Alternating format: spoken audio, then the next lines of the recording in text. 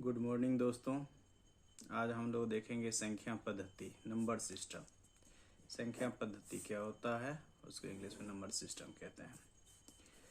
इसमें सबसे पहली बात करेंगे अंक। अंक क्या होता है?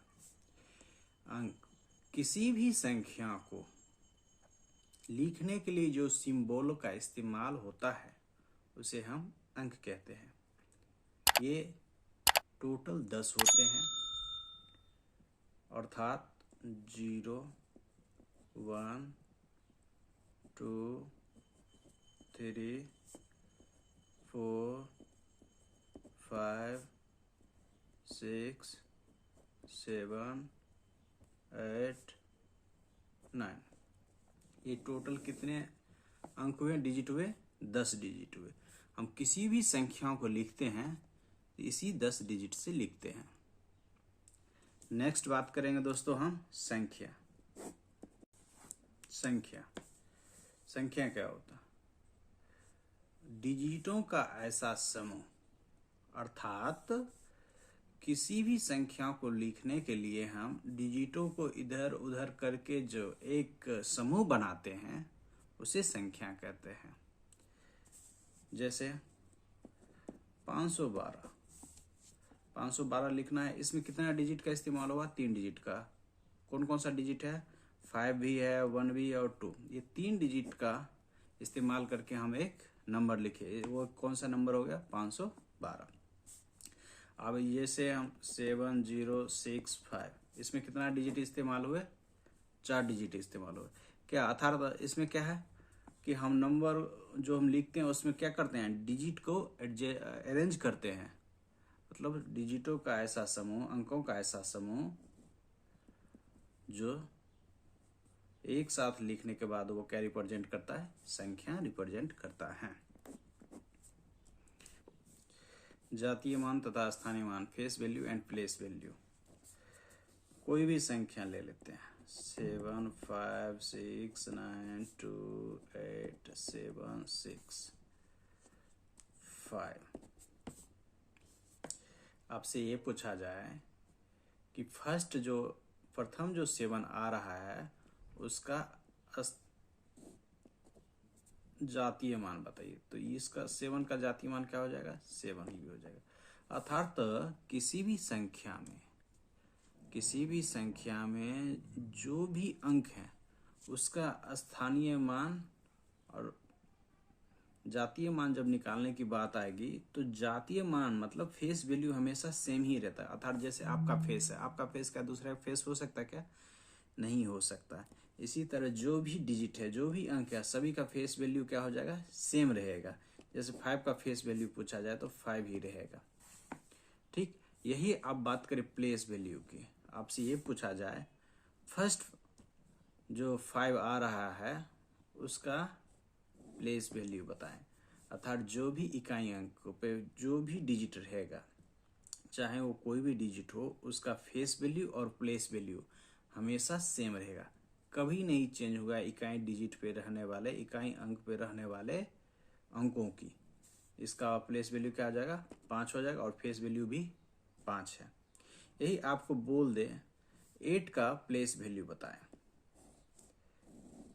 8 का प्लेस वैल्यू बताएं, तब 8 लिखेंगे। सबसे पहले क्या करेंगे? प्लेस वैल्यू निकालेंगे, स्थानीय मान निकालने के लिए 8 लिखेंगे, मल्टीप्लाई करेंगे 1 0, ऊपर में जितने भी उससे आगे जितने भी डिजिट हैं उतने पावर से मल्टीप्लाई करेंगे। अर्थात 8 से कितना? 1 2 3 मल्टीप्लाई कर देंगे तो ये कितना हो जाएगा? 8000। आप सोच रहे होंगे कि 5 का कैसे निकालें। अब 5 लिखें, ठीक, और 10 लिखें। 10 का पावर इससे आगे कुछ है? नहीं है, तो क्या लिखेंगे? 0, पावर 0। किसी भी अंकों का पावर जब 0 रहता है उसका वैल्यू हमेशा कितना आता है? 1, अर्थात 1। 5 का भी क्या आ गया जो आपको बताए थे? हमेशा प्लेस वैल्यू और फेस वैल्यू जो इकाई अंक पे रहता है उसका समान रहता है। नेक्स्ट,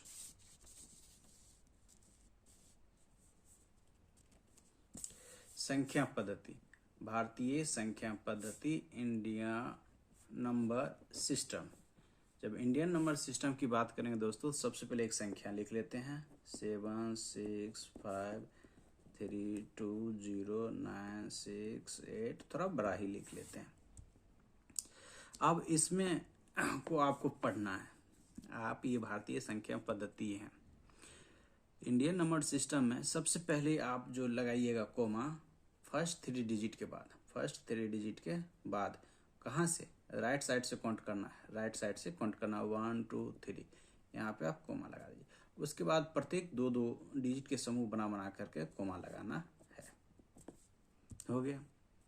अब इसको जब हम पढ़ेंगे तो आप देखिए कैसे पढ़ेंगे, इकाई, दहाई, सैकड़ा, हजार, 10,000, लाख, 10 लाख, करोड़, 10 करोड़, अरब।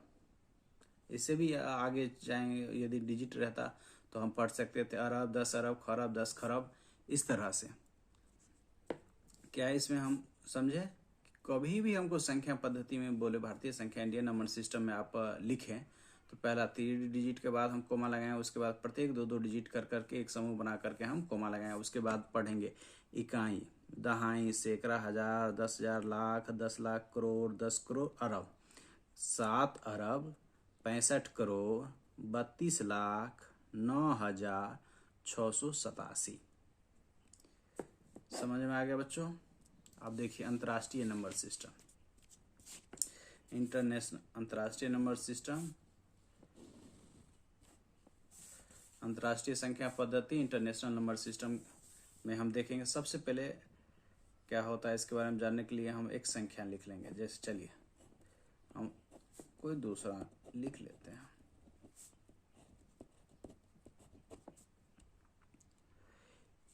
ये संख्या लिख लिए, कितना डिजिट का है, 1 2 3 4 5 6 7 8 9 10 डिजिट का हमने एक नंबर लिख लिया, एक संख्या लिखी। अब इसको हमको क्या अंतर्राष्ट्रीय संख्या पद्धति के तहत पढ़ना है। तो अब सबसे पहले हम इसको पढ़ने से पहले क्या करेंगे, आसानी के लिए सबसे पहले इसको 3 राइट साइड से 3 अंकों का समूह बनाएंगे। 3 अंकों का समूह बनाएंगे तो 1 2 3 के बाद क्या करेंगे, कोमा लगाएंगे। 3 अंकों के बाद हम कोमा लगाएंगे। अब पढ़ेंगे कैसे, देखिए अंतर्राष्ट्रीय संख्या पद्धति में हम लोग पढ़ते हैं। जैसे यहाँ पे क्या है,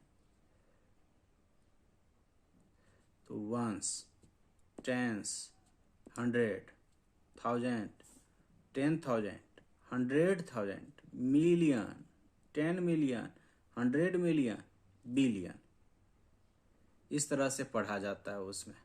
जैसे इसको हमको पढ़ना है इंटरनेशनल नंबर सिस्टम में, तो हम क्या पढ़ेंगे, 1 टेंस 100, 1000, 10,000। हमारे भारतीय नंबर सिस्टम में क्या होता था, 10,000 के बाद क्या हो जाता था, लाख, बट इसमें शो नहीं होता है। इसमें क्या होता है 100,000, फिर million, 10 million, 100 million, billion, 7 billion, 600 million, ऐसे कभी नहीं पढ़ेंगे। पढ़ेंगे कैसे, 7 बिलियन 698 मिलियन 708,654, इस तरह से इंटरनेशनल नंबर सिस्टम पढ़ा जाता है। नेक्स्ट टॉपिक, नेक्स्ट क्या है, प्राकृतिक संख्या, नेचुरल नंबर। नेचुरल नंबर क्या होता है, किसी भी वस्तुओं या कोई भी ऐसा वस्तु हो जिसको हमको गिनने के लिए जो शब्दों का इस्तेमाल करते हैं वो क्या है, नंबर है। वो क्या है, प्राकृतिक संख्या। प्राकृतिक संख्या को ही इस्तेमाल करके किसी भी वस्तु को हम काउंट करते हैं। इसको किससे डिनोट करते हैं, कैपिटल एन से करते हैं। तो कहाँ से होगा, 1 2 3 4 dot dot dot dot infinite. मतलब हम किसी भी वस्तु को हम काउंट कर सकते हैं।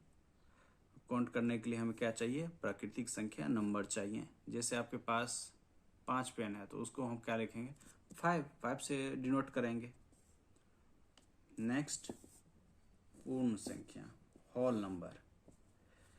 होल नंबर क्या होता है? प्राकृतिक संख्याओं में हम जीरो को इंक्लूड कर देंगे तो वो क्या हो जाएगा? पूर्ण संख्या हो जाएगा। क्या हो जाएगा? पूर्ण संख्या हो जाएगा। अब देखिए, जैसे हम इसको डिनोट करते हैं होल नंबर को W से, 0 1 2 3 4 5 डॉट डॉट डॉट। तो इसमें प्राकृतिक संख्या, जीरो प्राकृतिक संख्या नहीं है, लेकिन जीरो क्या है? होल नंबर, मतलब पूर्ण संख्या की बात आएगी तो पूर्ण संख्या है। आपको कभी कभी पूछा जाता है एग्जाम में, सबसे छोटी प्राकृतिक संख्या क्या है? तो बच्चों कभी कभी क्या करते हैं, सबसे छोटी प्राकृतिक संख्या में जीरो टिक लगाते हैं। ये गलत है। आपसे पूछा जाए सबसे छोटी प्राकृतिक संख्या कौन है, मतलब स्मॉलेस्ट नेचुरल नंबर पूछा जाए तो आप कहिएगा 1 है। स्मॉलेस्ट नेचुरल नंबर क्या है? 1 है। नेक्स्ट पूर्णांक, इंटीजर। पूर्णांक को हम ऐसे भी लिखते हैं, कहीं कहीं आपको जेड से भी निरूपित किया मिलेगा। तो माइनस दो डॉट डॉट ले सकते हैं, फिर -5 -4 -3 -2 -1 0 1 2 3 4। पूर्ण संख्या इनफाइनाइट से लेके, इसको हम माइनस में इनफाइनाइट ले लेते हैं, इसमें प्लस में इनफाइनाइट ले लेते हैं। आपको सभी निगेटिव संख्या प्लस जीरो प्लस सभी पॉजिटिव संख्याओं को समूह को हम लोग क्या कहते हैं? पूर्णांक कहते हैं। आपको इसमें जीरो भी है, प्लस में भी आप 1 से लेके इनफाइनाइट तक काउंट कर सकते हैं, और निगेटिव में भी। जितने भी आप लिखते हैं, कोई भी नंबर आप लिखिए, चाहे वो निगेटिव में हो पॉजिटिव में हो, सब के सब क्या होते हैं? इंटीजर उसमें होते हैं। उसी को हम क्या कहते हैं?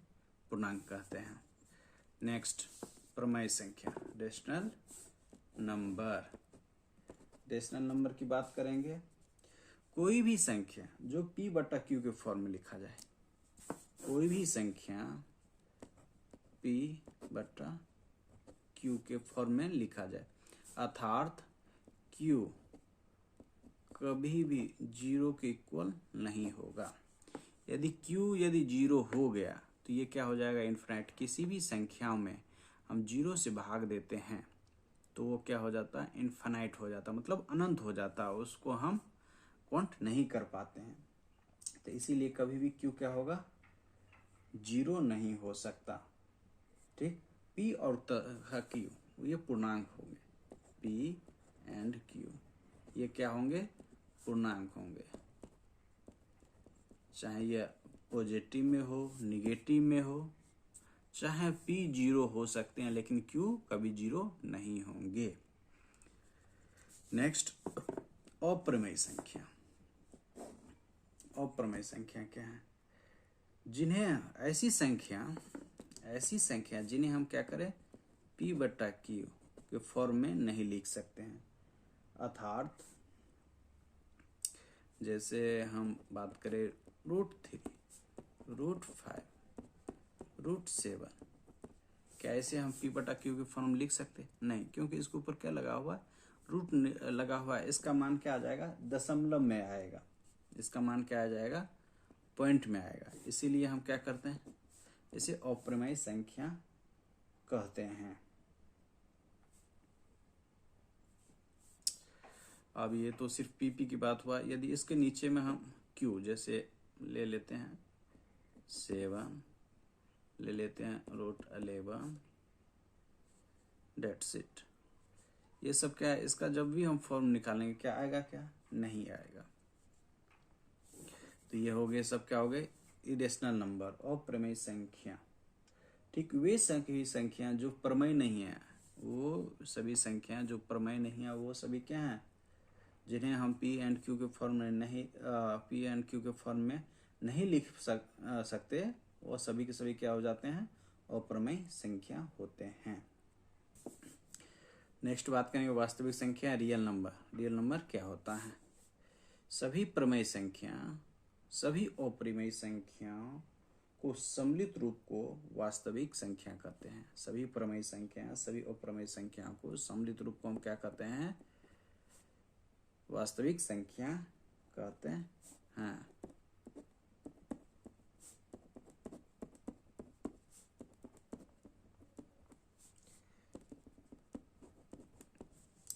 इसमें क्या है, आप देख सकते हैं, प्रमेय संख्या भी है और अप्रमेय संख्या भी है। वास्तविक संख्या होता है सभी प्रमेय संख्या और सभी अप्रमेय संख्याओं को समूह को हम क्या कहते हैं? वास्तविक संख्या कहते हैं। नेक्स्ट है सम्मिश्र संख्या, कॉम्प्लेक्स नंबर। कॉम्प्लेक्स नंबर क्या होता है?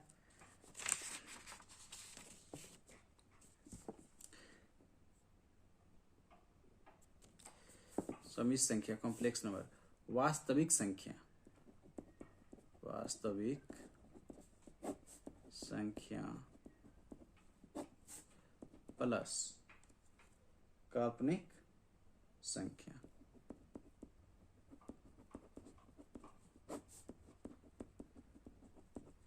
अर्थात कहने का मतलब है वास्तविक संख्या और काल्पनिक संख्या का समूह को हम क्या कहते हैं? सम्मिश्र संख्या कहते हैं।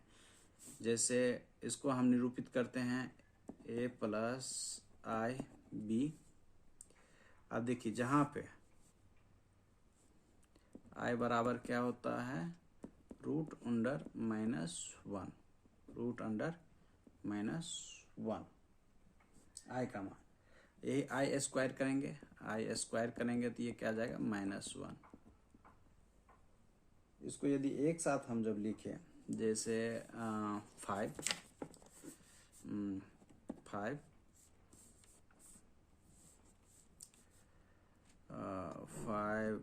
प्लस रूट अंडर -11 है।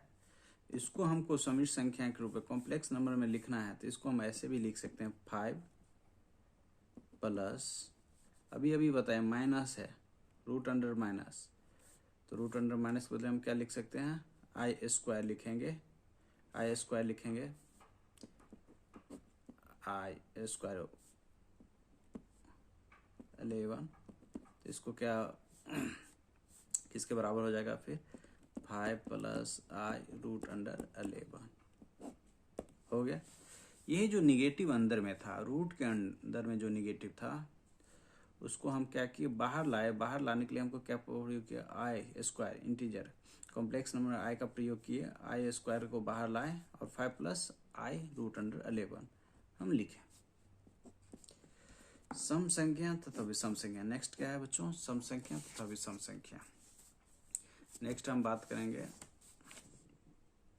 नेक्स्ट सम संख्या तथा विषम संख्या, even number and odd number. सम संख्या, सम संख्या क्या होती है? वे प्राकृतिक संख्या जो 2 से पूर्णतः विभाजित हो जाए सम संख्या कहलाती हैं। तथा विषम संख्या, ओड नंबर क्या होती है? वे प्राकृतिक संख्या जो 2 से कभी विभाजित न हो वैसी संख्या विषम संख्या कहलाती हैं। तो सम संख्या में आ जाएंगे 0, 2, 4, 6, 8। किसी भी संख्या के अंतिम अंक 0, 2, 4, 6, 8 हो, वे सभी संख्या क्या होंगे? सम संख्या होंगे। विषम संख्या, वे सभी संख्या जिसके अंतिम अंक लास्ट डिजिट 1, 3, 5, 7, 9 हो, वे सभी संख्या जिसके लास्ट में 1, 3, 5, 7, 9, ये पांचों अंकों में से कोई भी अंक रहेगा, वे सभी के सभी क्या होंगे? विषम संख्या होंगे। वे संख्या 2 से डिविजिबल नहीं होते, वे सभी विषम संख्या होते हैं। तो हम क्या, जैसे सम संख्या के ले लेते हैं 208, 416, इसमें लास्ट डिजिट में क्या है? 8 है, 6 है।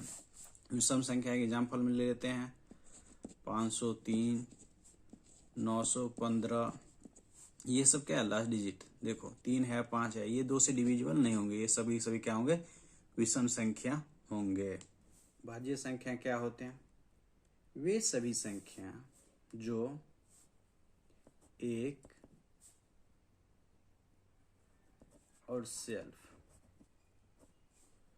वन और सेल्फ के अलावा, खुद के अलावा उसका और कोई गुणनखंड हो, वे सभी संख्या क्या हो जाएंगे, भाज्य संख्या होंगे। जैसे 4 भाज्य संख्या है या नहीं है, इसका गुणनखंड क्या होता है, 1 होता है, 2 होता है और 4 स्वयं होता है। इसके मतलब कहने का मतलब है कोई भी ऐसी संख्या जिसका गुणनखंड 2 से अधिक हो, 2 से अधिक हो, वे सभी के सभी क्या हो जाएंगे, भाज्य संख्या हो जाएंगे।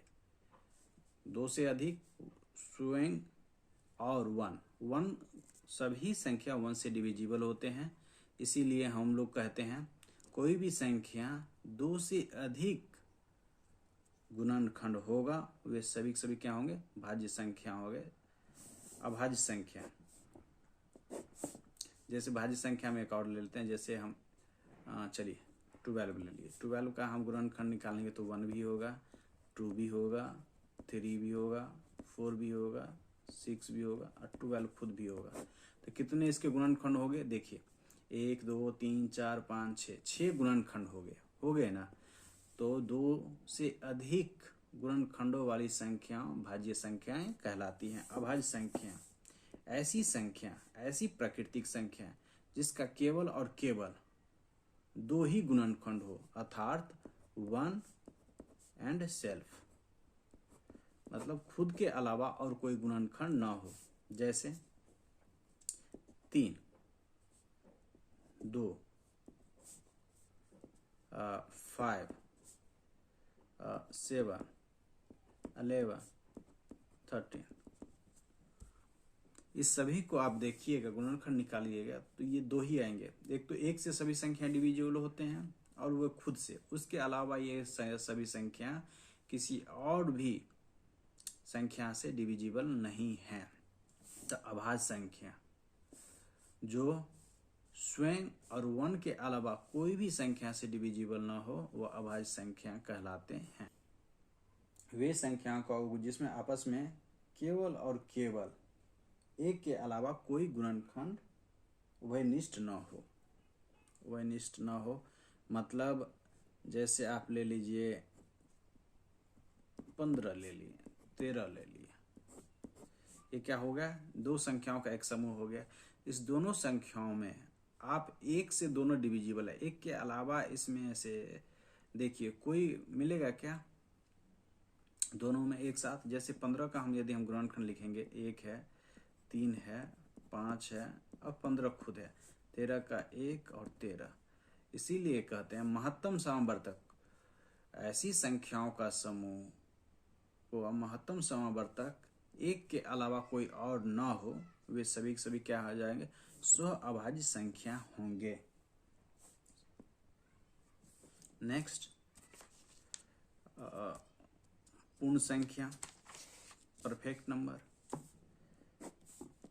परफेक्ट नंबर क्या होता है, वे प्राकृतिक संख्या जिसके सभी गुणनखंडों का योग उसी संख्या के बराबर होता है और उसमें उसका खुद का योग नहीं होता है।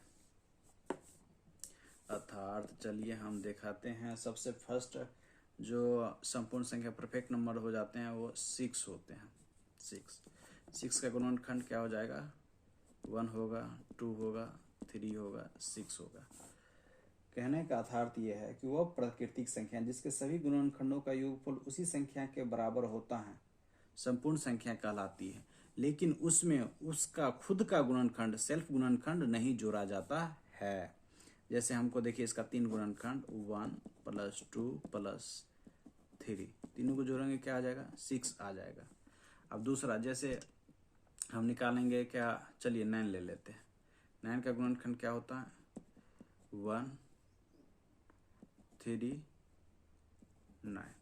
क्या ये संपूर्ण संख्या है क्या? इसके दो गुणनखंड हुए क्या? 1 + 3 और 9 को हम, ये क्या सेल्फ है, इसको हम जोड़ सकते हैं? नहीं जोड़ सकते हैं, इसीलिए इसका क्या हुआ? 4 हुआ। क्या ये परफेक्ट नंबर है? नहीं है, ये परफेक्ट नंबर नहीं है, ये परफेक्ट नंबर है। इसी तरह एक चलिए ले लेते हैं एक संख्या और 28 ले लेते हैं। इसको देखते हैं।